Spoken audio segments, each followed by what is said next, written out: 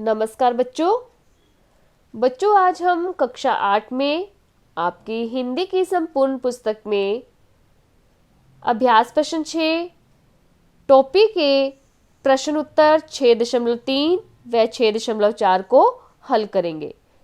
पिछले वीडियो में हमने अभ्यास प्रश्न 6 के 6.1 व 6.2 को हल किया था। आज इसके हम 6.3, 6.4 व कुछ अतिरिक्त प्रश्न उत्तर को हल करेंगे। 6.3 बच्चे जैसे निम्नलिखित प्रश्नों के उत्तर सोचकर लिखिए।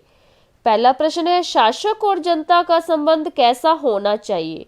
इसका उत्तर, शासक और जनता का संबंध ईमानदारी एवं नीतिपूर्ण होना चाहिए। शासक को जनता के कार्यों का सही मूल्यांकन करना चाहिए। जनता पर जबरदस्ती एवं जोर का शासन नहीं दिखाना चाहिए। शासक को जनता से बिगाड़ नहीं कराना चाहिए और जनता को उसका उचित पारिश्रमिक देना चाहिए। अब इसका प्रश्न नंबर 6, श्रम का उचित मूल्य नहीं मिलने से श्रमिक के मन और कार्य पर क्या प्रभाव पड़ते हैं? श्रम जो हम मेहनत करते हैं, अगर उसका हमें सही दाम ना मिले तो देखो कि जो मेहनत करने वाला है, जिसने काम किया है, वो क्या आगे से वो अच्छा काम कर देगा? नहीं करेगा, अगर उसको उसकी पूरी मजदूरी नहीं मिलेगी। तो श्रम का उचित मूल्य नहीं मिलने से श्रमिक का मन कार्य में नहीं लगता है, वह सही ढंग से कार्य नहीं करता है, उसका कार्य रुचिपूर्ण तरीके से नहीं हो पाता और उसे वे कार्य बोझिल एवं उबाऊ लगने लगता है। अगला है 6.4 का, निम्नलिखित प्रश्नों के उत्तर 80 से 100 शब्दों में लिखिए। पहला, टोपी पाठ के आधार पर गवैया के स्वभाव की विशेषताएं बताइए। इसका उत्तर है, गवैया निर्भीक एवं निडर चिड़िया है। वह बहुत ईमानदार एवं सरल स्वभाव की है। वे अपना कार्य बहुत चतुराई से करवा लेती है और वह मेहनती एवं महत्वाकांक्षी है।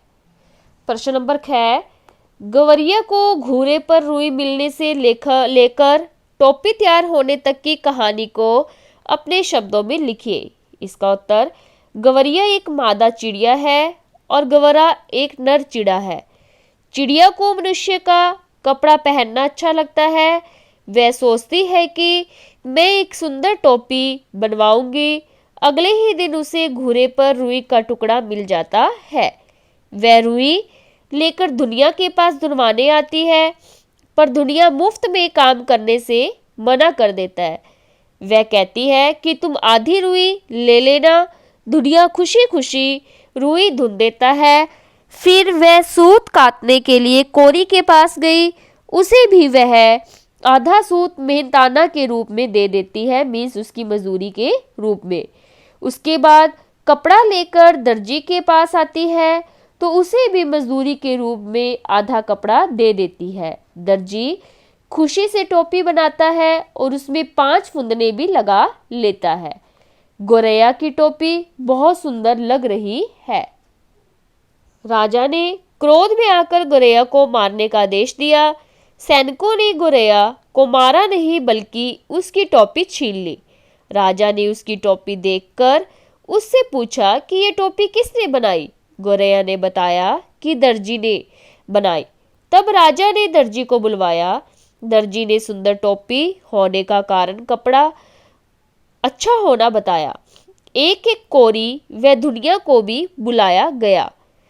सभी ने कहा कि गौरैया ने सभी को उसकी मेहनत की पूरी मजदूरी दी थी, इसलिए उन्होंने काम ईमानदारी से किया है।